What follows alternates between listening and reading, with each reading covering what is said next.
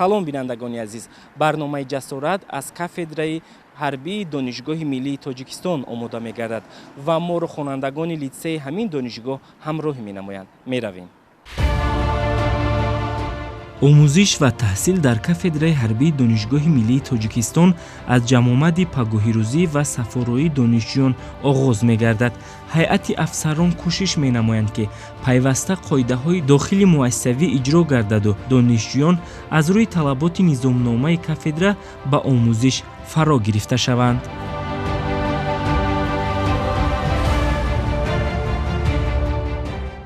ҳамаи машғулиятҳое ки гузаронида мешавад аз тарафи омӯзгорони бо таҷриба бо лаёқат ки академияи ҳарбии хориҷа аз он ҷумла академияи ҳарбии ҷумҳурии Қазоқистон, Федератсияи Русия ва дигар давлатҳоро хатм карданд, дар сатҳи баланди илмӣ методӣ гузаронида мешавад.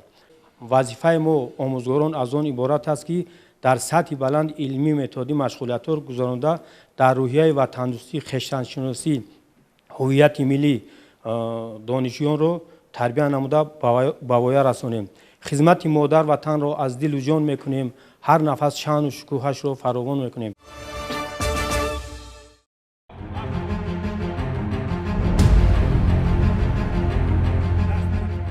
муҳимтарин машғулият ин сафорӣ мебошад. маҳз ҷавонон дар ин макон аввалин талаботҳои ҳарбӣ, қадамзанӣ, ҳаракати мафзун, ба саф истодан, оинномаҳои қувваҳои мусаллаҳи ҷумҳурии Тоҷикистон ва дигар хусусиятҳои соҳаи ҳарбиро меомӯзанд. дар мавриди дигар, тарбияи ҳарбӣ ва тандурустии наврасону ҷавонон аз чунин муносибату омӯзиш оғоз мегардад.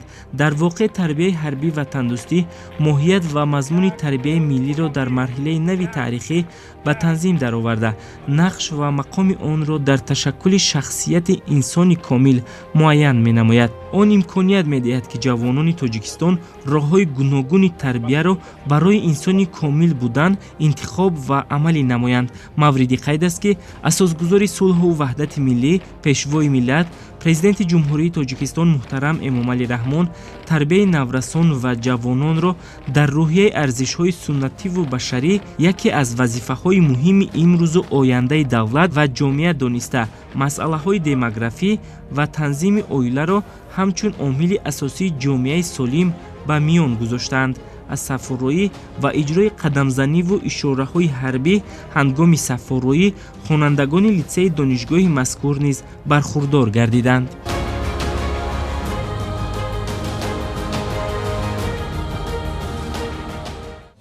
ватан қиматтарин ҳадияи таърих барои ҳар як фард, барои ҳар як фарди ҷомеа мебошад. зеро дар ватани азизи хеш инсон метавонад ба тамоми орзуву омилҳои наҷиби хеш бирасад.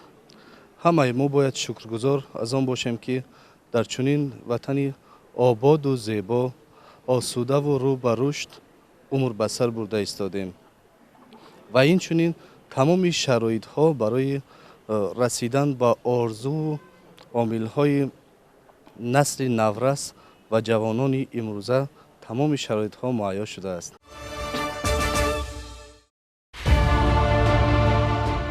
боиси қайд аст ки кафедраи мазкур аз соли 1965 амал мекунад ва имрӯз аз рӯи 5 ихтисоси ҳарбӣ, командири взводи савораи тирандоз дар мошинҳои зирехпӯши ҷангӣ, командири взводи радиоалоқа, командири взводи муҳофизати кимиявӣ, тарҷумони ҳарбӣ ва муоинаи командири рота оид ба корҳои сиёсӣ тарбиявӣ, инчунин 7 сикли тайёрии ҳарбӣ донишҷӯён ба омӯзиш фаро гирифта шуданд. пеш аз ҳама афсарон дар кафедра ба тарбияи ватандӯстӣ, одобу ахлоқи ҳамида ва рафтор намудани донишҷӯён аҳамияти махсус медиҳанд.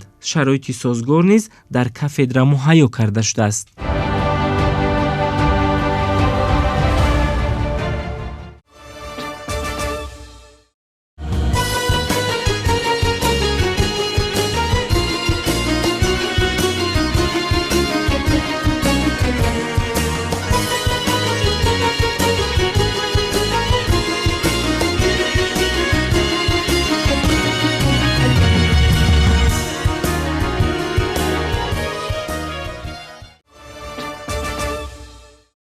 باعث افتخار من و اهل عائله من است که من در دانشگاه مسکو در کاتدرای حربی در بخش سیکل ترجمانی درس میخوانم. آفتاب شعله رفشان، آسمانت اخترستان، اختر من در فضایت، تاجیکستان تاجیکستان، مزرعه سرسبز دهقان، خاک زرخیز زرافشان، سرزمین رادمردان، تاجیکستان تاجیکستان.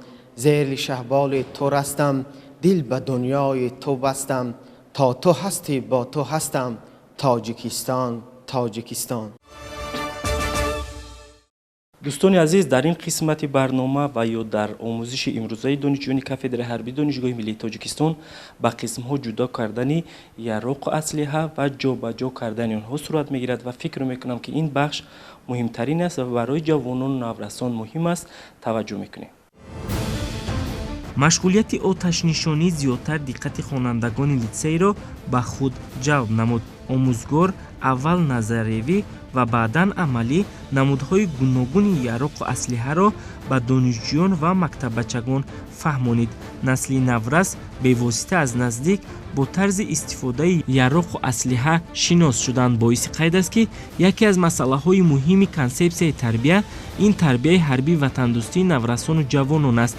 از این رو تشکیل چنین سیاحت در داخل مؤسسه‌های حربی برای خوانندگان صنف‌های بالایی سری وقت دانسته می شود. عین حال ما با قسم‌های ناپورا جدا کردن автомат کلاشنیکوف معلومات پورا میدیم.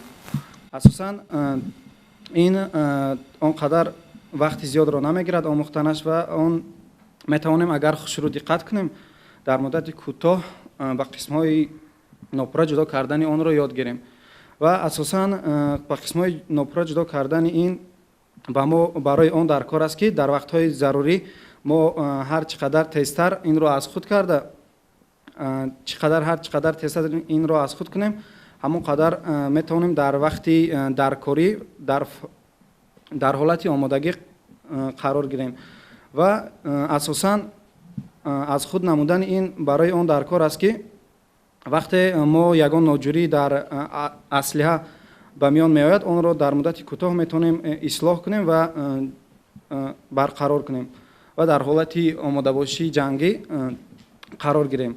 اساساً برای از خود کردن این تنها با قسم‌ها جدا کردن آن را یاد گرفتن ضرور است و اساساً این برای خود پورا از خود کردن برای ما این رو اساساً با از روی ثانیه چین میکنن که در کدام قرار یا که در کدام سطح چین کرده می شود و برای اعلا این رو اساساً برای اعلا یعنی 17 ثانیه یا که 15-17 ثانیه این در سطح اعلا اجرا نمودنی با قسم‌ها جدا کردنی автомат کلاشنیکوف می باشد و از این زیادتر تا 25 ثانیه را در بر میگیرد.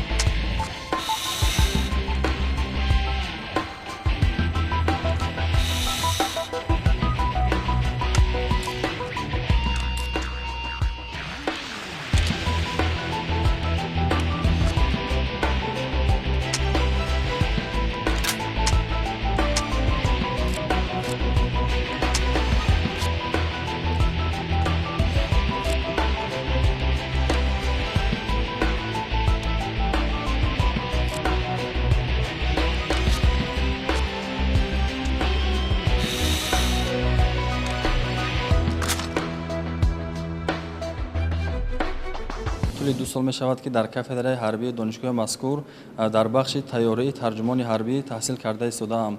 бояд қайд кард, ки дар кафедраи ҳарбии мазкур афсар омӯзгорони бо таҷриба аз рӯи фанҳои мухталифи ҳарбӣ барои мо дарс мегӯянд ва ногуфта намонад, ки дар кафедраи ҳарбии донишгоҳи миллии Тоҷикистон аз рӯи 7 бахш аз ҷумла бахшҳои тайёрии тактикӣ, тайёрии техникӣ, бахшҳои тайёрии оташфишонӣ, бахши тайёрии умуми ҳарбӣ, бахши тайёрии радиоалоқа, бахши тайёрии тарҷумони ҳарбӣ ва бахши тайёрии махсуси кимиёвӣ ҳамасола афсар мутахассисон омода карда мешаванд.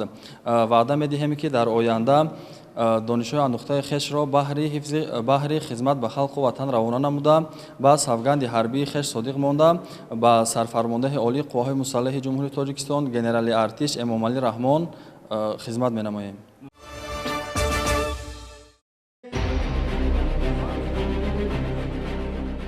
барои аҳли эҷоди барнома имконият даст дод то машғулияти тактикиро низ мавриди таваҷҷӯҳ қарор диҳад. харитаи мавқеъгирии ҳарбӣ аз самтҳои дигарест, ки бояд донишҷӯён омӯзанду аз он огоҳ бошанд. дар ин қисмат низ хонандагон моро ҳамроҳӣ намуданд. дар синфхона паси мизу курсӣ нишаста худро донишҷӯи кафедраи ҳарбӣ эҳсос намуданду аз соҳаи ҳарбӣ ва роҳу усулҳои муҳим бархурдор гардиданд.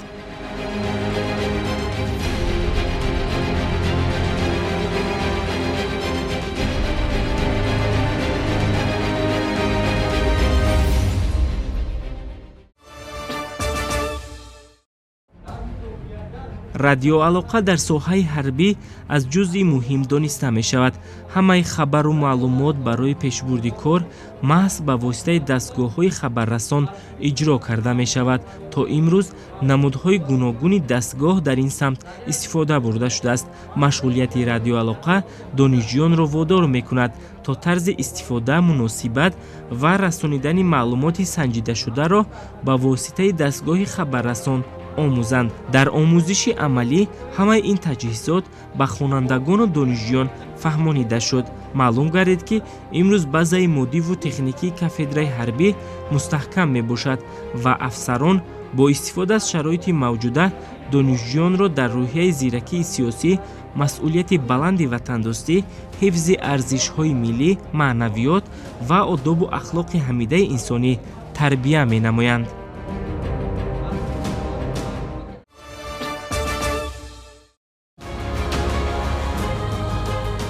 тайёрии муҳофизати кимиёвӣ бисьёр машғулияти шавқовар ба ҳисоб меравад.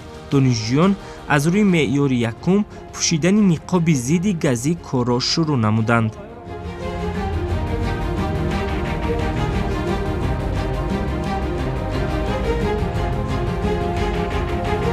баъди иҷрои амали мазкур аз ҷониби хонандагон, ки ба сайри ин кафедра омада буданд, хоҳиш карда шуд то пӯшидани маҷмӯи муҳофизатӣ низ нишон дода шавад ва ин амал аз рӯи меъёри чорум сурат гирифт. ҳатто ин машғулият аз рӯи вақт иҷро карда шуд.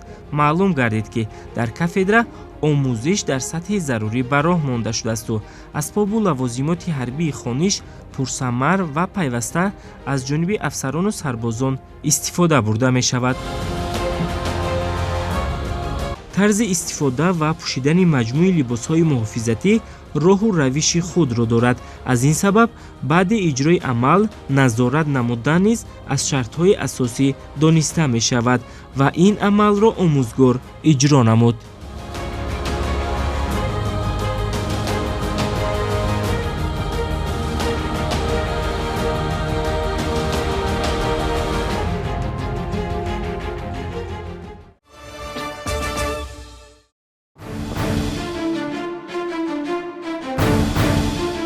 агар то ин замон хонандагон мошинҳои зиреҳпӯшро дар навор медиданд, имрӯз аз наздик шинос шуданд. муаррифии мошини зиреҳпӯши БТР-70, ки ҳамчун мошини таълимӣ истифода бурда мешавад, диққати ҳозиринро ба худ ҷалб намуд.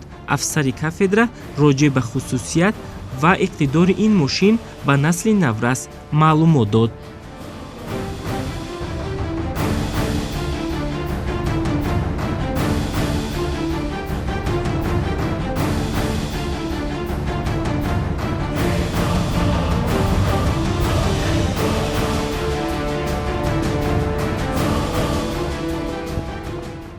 ва ман бештар фаҳмондани мошинаҳои зирепӯш ки ба мо устодон фаҳмонданд бештар ба ман писанд омад ва мо ҷавонон мехоҳем ки дар оянда мисли сарбозон ба ватану халқ хизмат намоем. ба ман тарзи ҷудо кардани автомати калашников хеле шавқовар омад ва ман мегӯям ки ҳар як нафар бояд хизмати модар ватанро кунад, барои ки ба ҳар як шахси ватан хеле муҳим мебошад. бинандагони азиз, нахуст барномаи ҷасорат буд ки пешниҳод кардем ба шумо аз кафедраи ҳарбии Донишгоҳи Миллии Тоҷикистон. умедворем ки ин барнома барои шумо писанд омад. Хайр, саломат бошед.